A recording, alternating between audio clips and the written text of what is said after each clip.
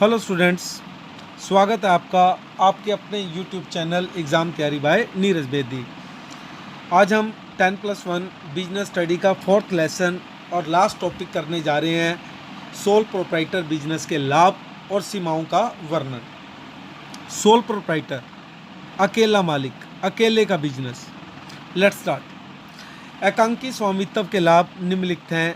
Quick decision, शीघ्र निर्णय। एकांकी व्यापारी अकेला ही सारे व्यापार को संचालित करता है तथा उसे किसी से परामर्श लेने की, राय लेने की आवश्यकता नहीं है। अतः वह बिना किसी देरी के शीघ्र निर्णय लेकर अपने व्यवसाय को लाभ पहुंचाता है।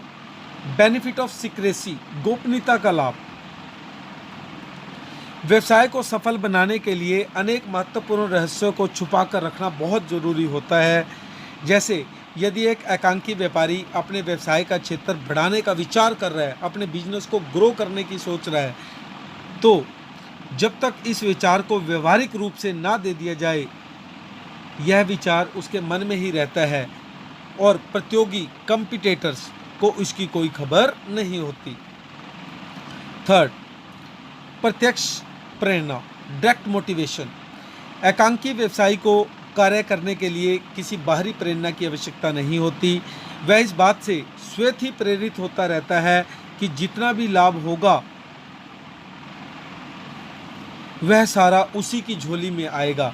इस विचार से प्रेरित होकर वह पूरी मेहनत के साथ व्यवसाय के कार्यों में लगा रहता है और अंततः उसे उचित प्रतिफल भी प्राप्त होता है। फोर्थ, व्यक्तिगत नियंत्रण, पर्सनल कंट्रोल।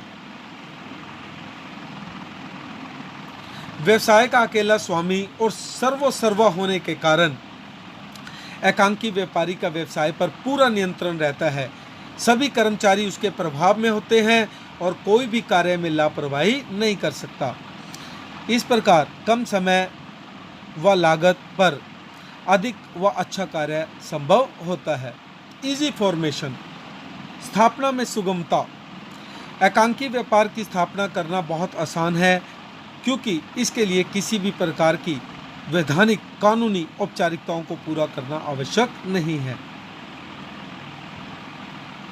जैसे यह व्यवसाय बिना पंजीकरण के ही बिना रजिस्ट्रेशन के ही शुरू किया जा सकता है। हाँ, यदि कोई ऐसा व्यवसाय शुरू किया जा रहा है जिस पर कोई सरकारी प्रतिबंध है तो लाइसेंस लेना पड़ सकता है। जैसे दवाइयों की दुकान खोलने पर लाइसेंस लेना ज़रूरी है। नेक्स्ट, एकांकी स्वामित्व की सीमाएं। एकांकी स्वामित्व के अनेक लाभ होते हुए भी इसकी कुछ सीमाएं भी हैं जो निम्न प्रकार हैं। सबसे पहले, लिमिटेड सोर्सेज ऑफ कैपिटल, पूंजी की स्थिर सीमित साधन। एकांकी व्यापार में वित्तीय साधन व्यवसाय की अपनी स्वयं की पूंजी तथा उसकी उधार लेने की क्षमता तक ही सीमित होते हैं। एक अकेले व्यक्ति के पास ये दोनों साधन ही पर्याप्त मात्रा में होते हैं कि वह अपने व्यापार का पैमाना बढ़ाकर बड़े पैमाने के व्यापार का लाभ उठा सके। सेकंड, अस्थायी अस्तित्व, अनस्टेबल एक्सटेंस। एकांकी व्यवसाय के संचालन में लगातार अनिश्चितता बनी रहती है।